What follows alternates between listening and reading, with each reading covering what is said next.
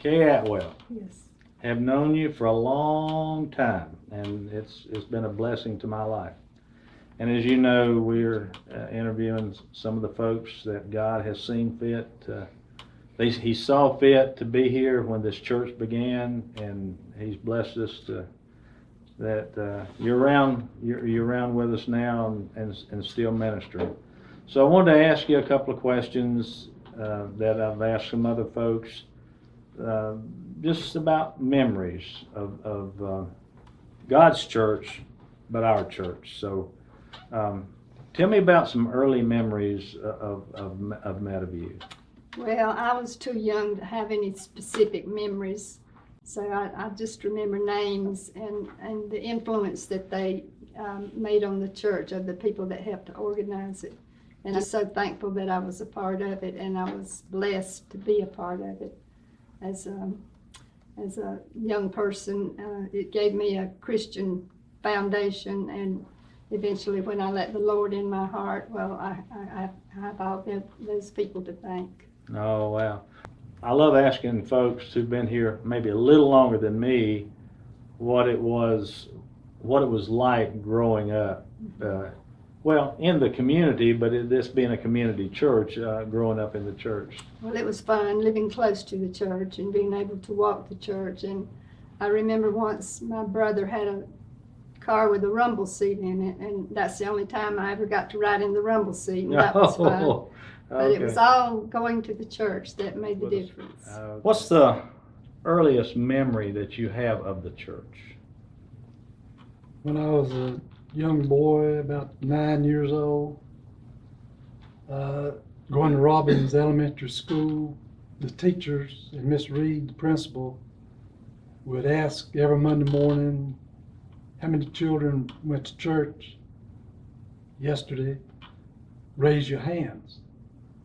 And a few people around me raised my hand. I look around, I couldn't raise my hand because I didn't have a church to go to.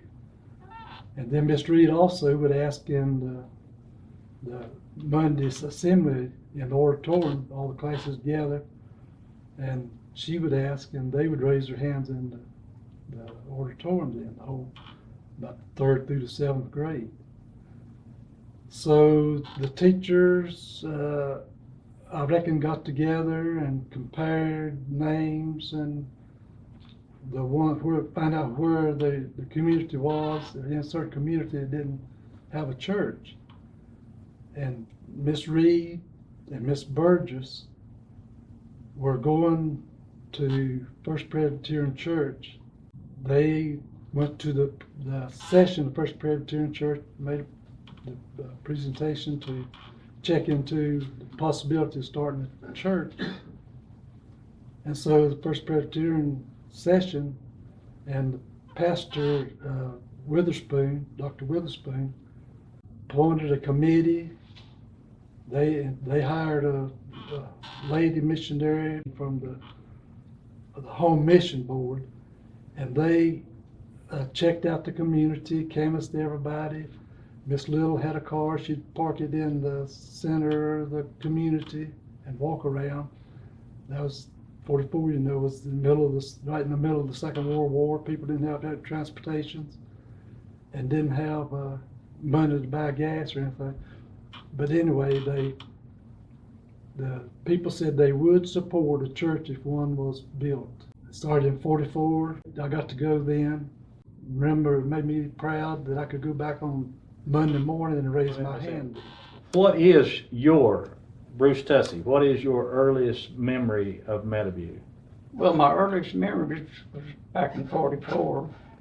My mother and I were attending State Street Methodist Church across from Lanier's Hardware at the time. The ladies from up at Presbyterian Church, came down to form a committee and try to get it started, I'm thankful that they did that for our community, because we did have a good community where we lived at. Mm-hmm. What was it like growing up at Meadowview? It was good. It was. You were just a youngin' then, right? You were just a youngin' then. Well, I know it was. That's what I say. I can't remember like I should, but it was good. There was fine people in our neighborhood, and and all, and the teachers we had, you know, those ladies and men from First Presbyterian Church were fine Christian people. Mhm. They saw a desire that we needed a church there, Yeah. and I'm thankful that it started like that.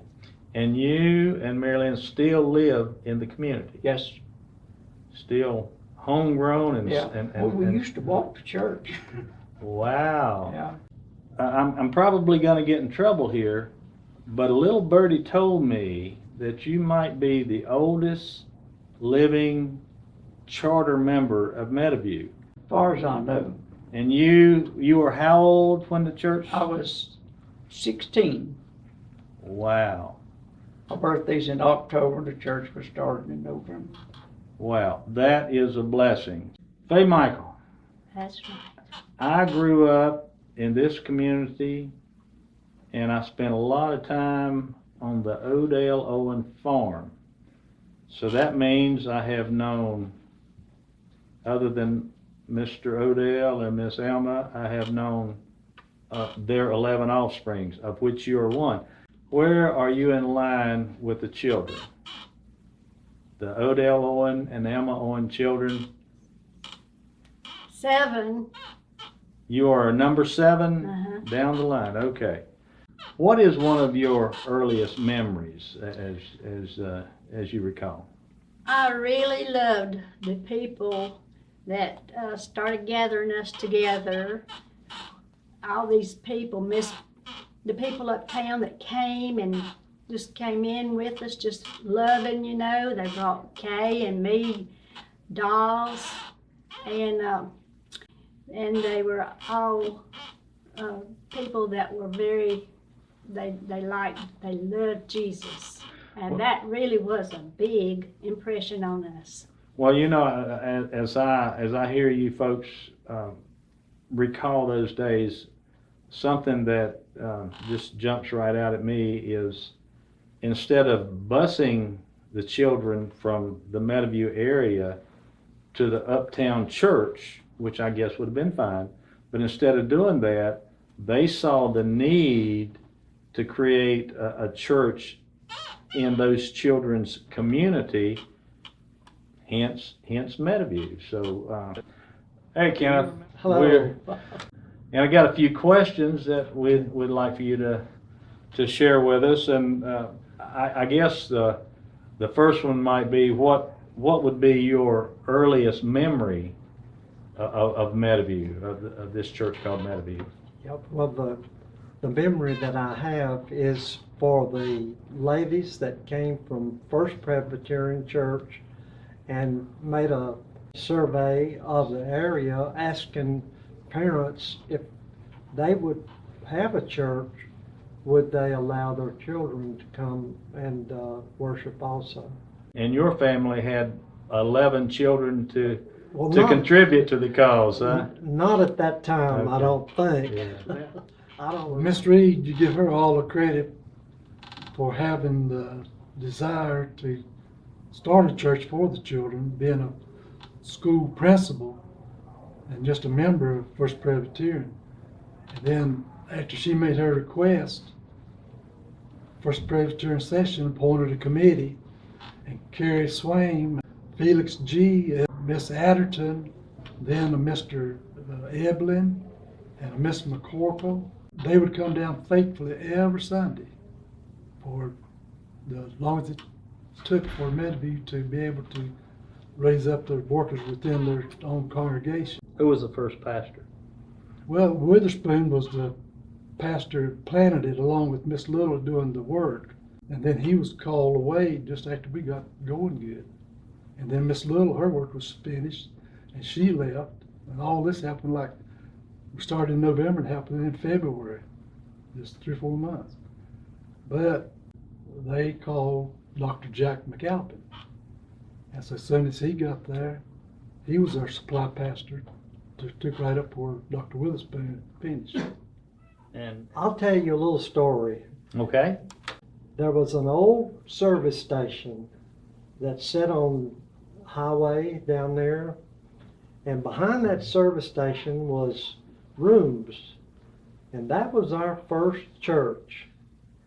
And it was not treated as a church, but the ladies that came from First Presbyterian Church and wanted to have Sunday schools, well, I don't think we had preaching, but we had these teachers to come and take us into those various rooms and speak the Bible and teach us Christianity. And I thought that was really unique. Yeah, yeah. And here's the thing I'll say about the old service station. Had a big hole where the trucks and cars would pull in and over, and they'd drain the oil Oil out pits, of yeah, them. the oil pit. And us little youngins climbing around that. Didn't we look nice when we got Oh, home? I'm sure. I'm Grease sure. all over us and stuff like that. But you think of that memory, there's not many folks that come from those beginnings to now where God has blessed us with the service station. Yeah. Uh-huh. Well, they were playing a game and they were pulling a rope on this side, and then on the other side they were pulling a rope on that side, and I wasn't good about. I was small and I didn't know how to get out of the way, and when they turned loose on the one that won, they all fell on me. Oh, no. And you're a little lady. I bet you were little then, too, huh? Yeah, Carrie Swain picked me up. Remember that name? Oh, I love that man. He was my hero there for a little while, because people were walking around, you know, and they didn't know I was down there probably, but he put her back in Mama's arms, that was really, anyway, everybody was real good to me. Yeah. Do you remember how many were on the charter list of, in reference to membership?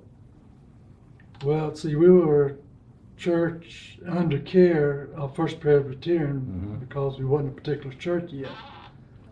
And when we were made a particular church in 1949, I think there were 48 members that First Presbyterian Church turned over the list to Meadowview then. And Simon Prevet and Dermot Kuntz were the first two elders elected when we, at the same meeting, congregational meeting, that the presbytery was organizing us, the Meadowview, as a particular church, self-governing, when we began to participate in the Winston-Salem Presbytery at that time. And after Dr. McAlpin, who was the next pastor after that? So they supplied us till 52, when Reverend Bill Link was called Bill by Link, us yeah. in Fairmont. Well, what was it like growing up at Meadowview, or the church and the community, because it was a community church? Yeah, it was exciting, and I loved to go. Look forward to every Sunday to get to go. We lived exactly a mile away from the church, the old service station, and then when they built the chapel on Beethoven Avenue, it was about exactly a mile from there. And me and my brothers and sisters, if we didn't have a ride, we could walk or run all the way to church, get out and then run all the way back home, or walk wherever what the weather conditions were. But it was exciting. And I get to meet my little friends like Jack Clemmer and Bruce Tesson, all the ones. We call that living over on the hill because it was a hollow between where we lived and over to the hill and where the church was. Okay. And I guess you remember when we built the first church, the original church, and then later on added to that. Remember? Can you share with me your memory of how this group of believers came to be known as Meadowview? But it was basically from that one girl whose name was Louder. Miss Louder, okay. And because it was close to the meadows, I think that's why she wanted it to be Meadowview. Yeah. Yeah. Well, like your family and Simon Prevet on both sides of the meadow could overlook the meadow, and that was the community. So Yeah. So I can see that. Well, when we were first started, we wanted a name that we felt like would be us, our church. Uh-huh. And we always played in these two meadows, one on each side of the road. That was our playground. And a lot of the young people, about like me, got together and we said Meadowview. But the older members thought, it was too long, the name was too long. So we talked about it and did, and finally decided Meadowview Okay. because of the meadow.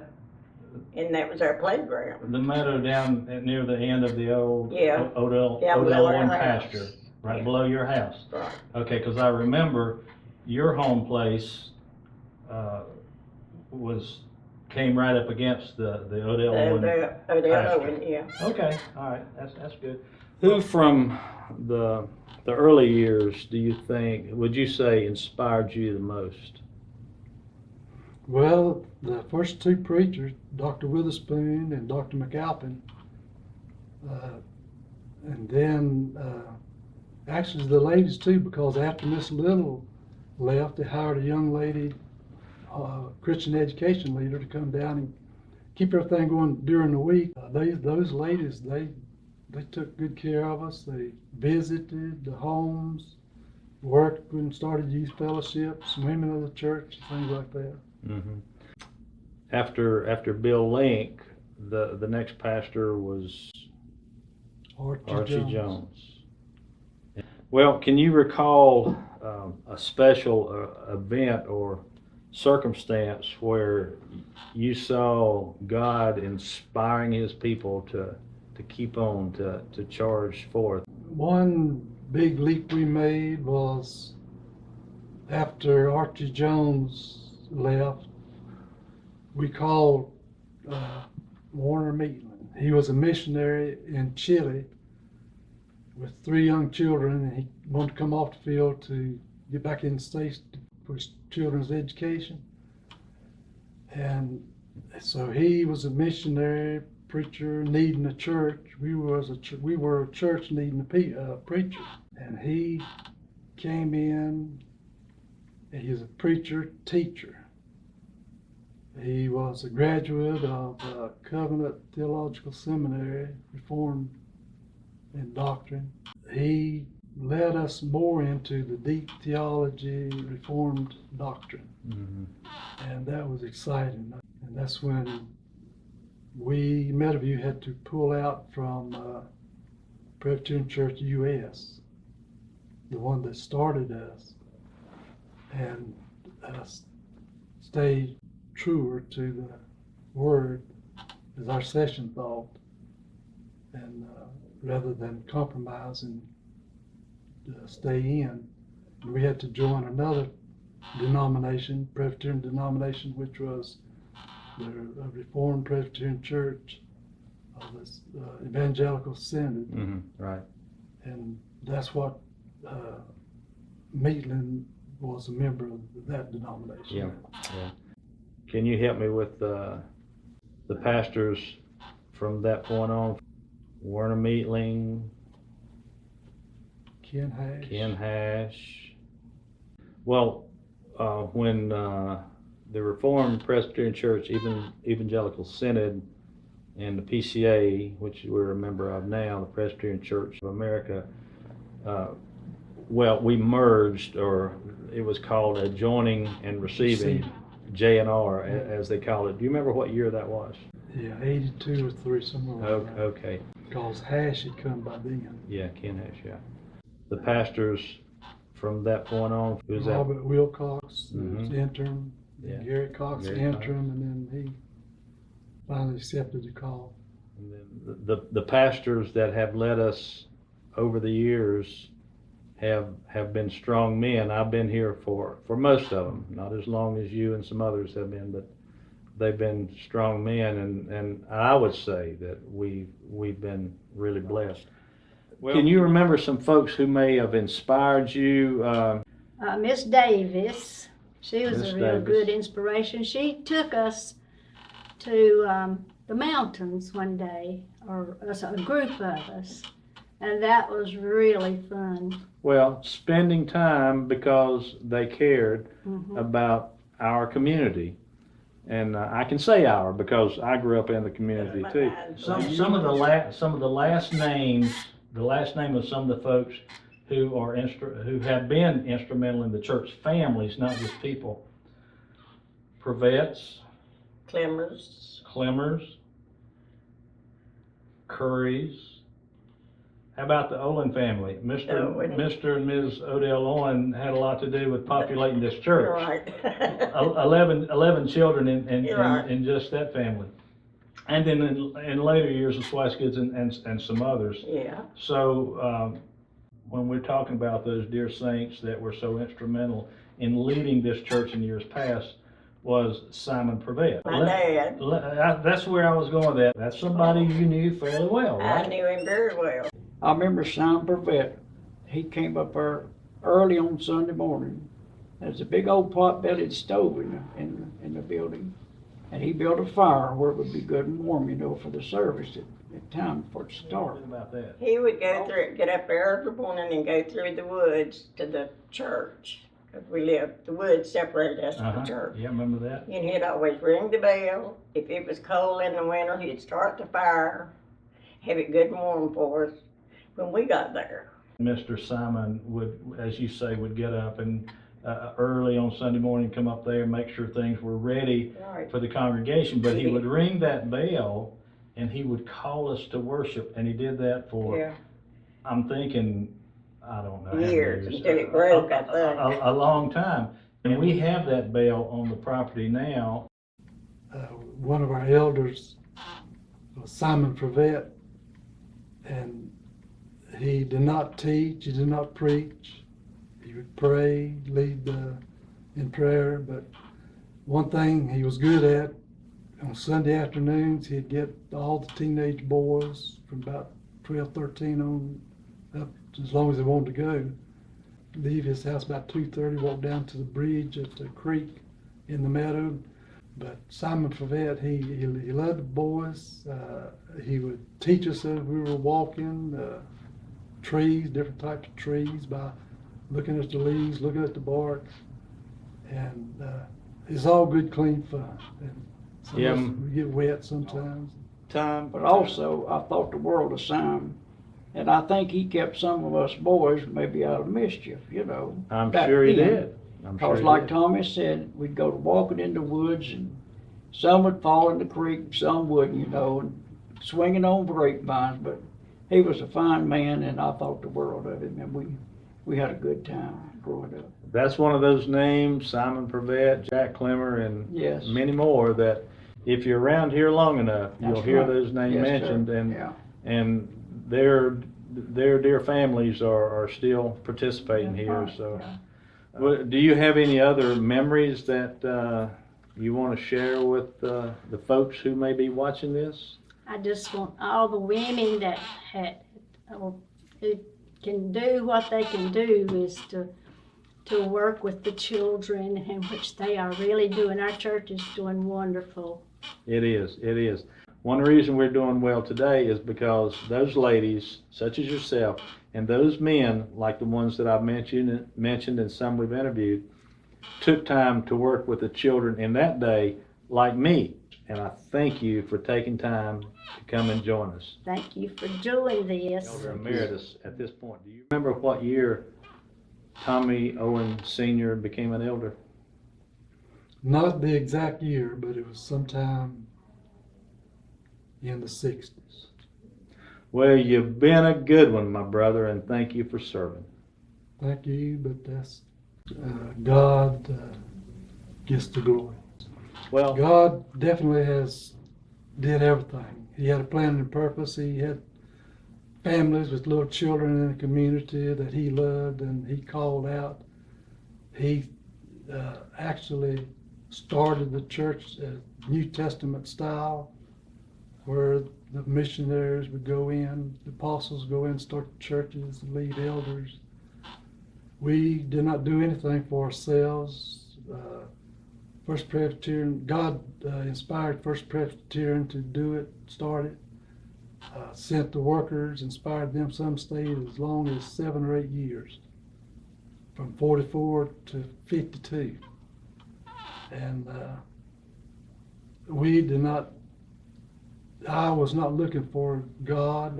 Didn't have no idea. I was enjoying myself, being a little boy, being on the farm, playing in the woods, down in the meadows, playing with my friends, and God was taking care of us and building us up slow like the children of Israel in the desert, wilderness. He was just leading us along, supplying all the means of drawing us to himself.